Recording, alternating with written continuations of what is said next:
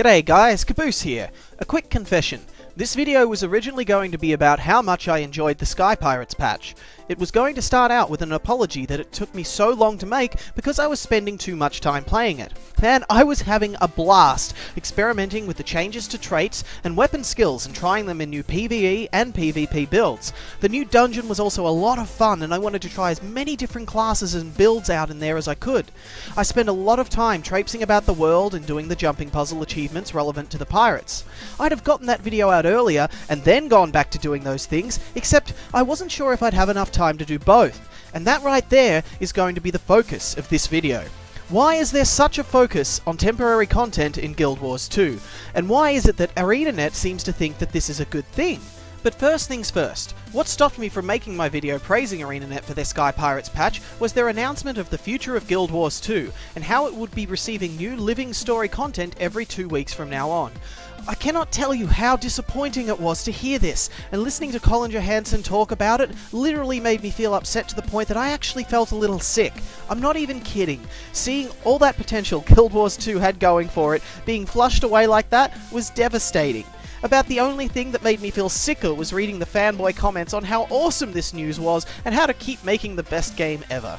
In the announcement video, we're told ArenaNet now have 4 teams working on the living story instead of the one that they used to have. We're then told that Flame and Frost was done by a single team which took 3 months to come out piece by piece.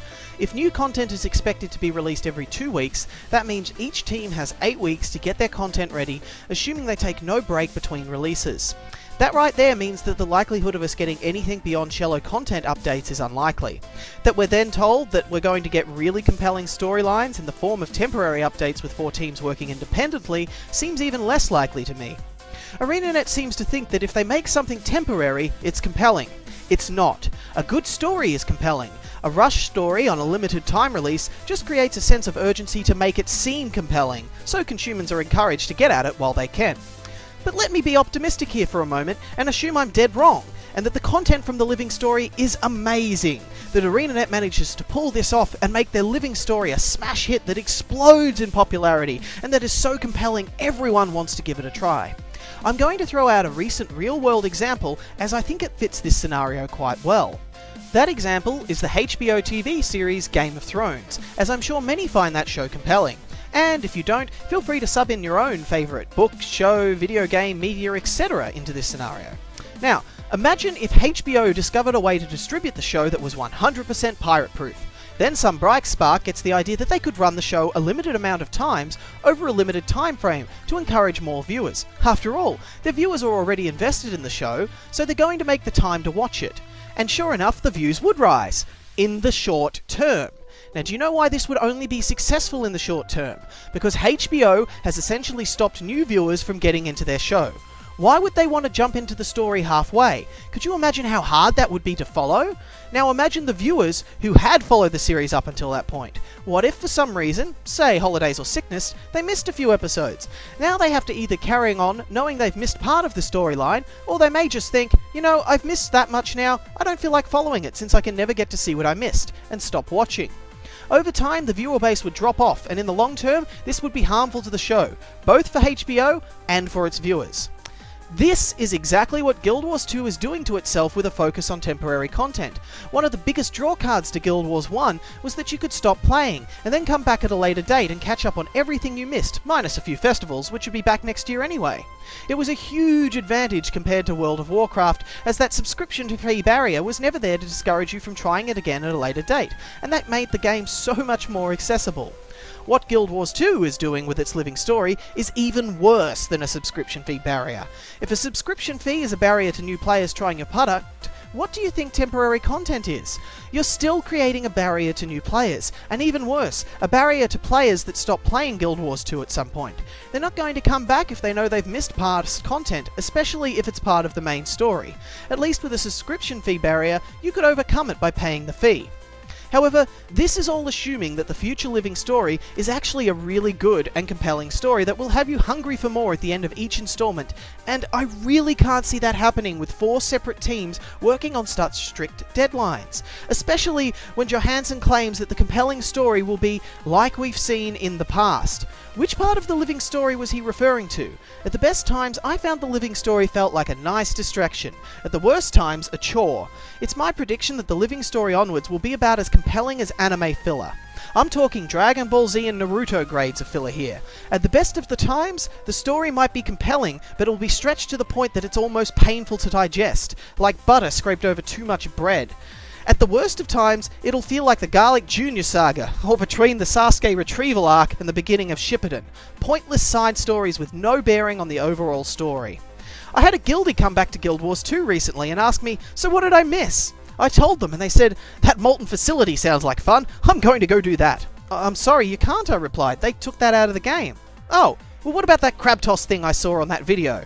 That's gone too, I said. Wait, what have they put into the game since they went past the fractals? That's when I left. I actually had to stop and think about that. He was appalled, and to be honest, so was I. There is no way to win with a focus on temporary content for anyone, not for ArenaNet, and certainly not for the players. If the story is good, we get the Game of Thrones scenario, and if it's bad, we get the anime filler scenario. Lose-lose. And yet, we have next to no dislikes on the official video, and any comment questioning it with any kind of negativity is thumbs down into oblivion within the hour.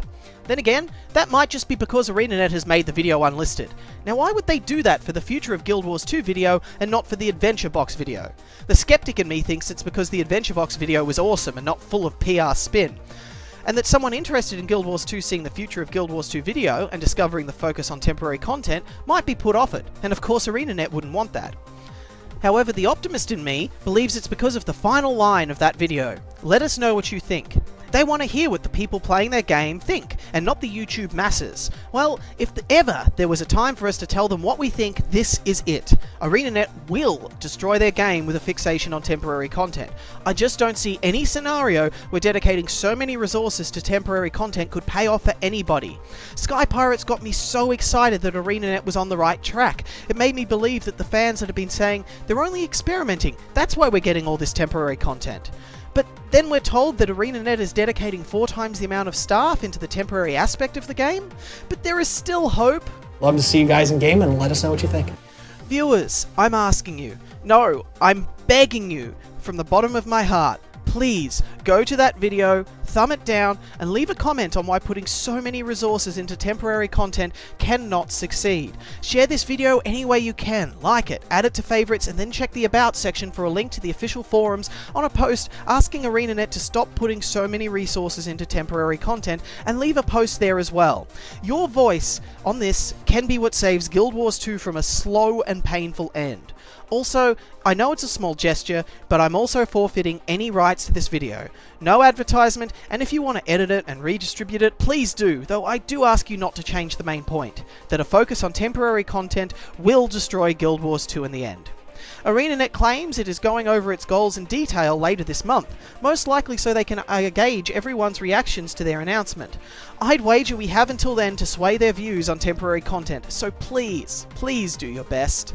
Thanks for watching everybody, and a special thanks to those that go the extra mile to share their thoughts with ArenaNet. Kaaboose, signing out. So in conclusion, ArenaNet should be taking inspiration from the best parts of World of Warcraft and implementing them into Guild Wars 2. World of Warcraft did this itself, taking the best parts of many other games and implementing it into World of Warcraft, so I see no shame in ArenaNet doing the same thing. As long as it doesn't interfere with ArenaNet's goals for Guild Wars 2, there should be no problems whatsoever. Oh, and while we're on the subject, ArenaNet, get back to your goals, or state your new ones. You won't be getting another dime from me, because my good faith in you is now exhausted. Ah, come on!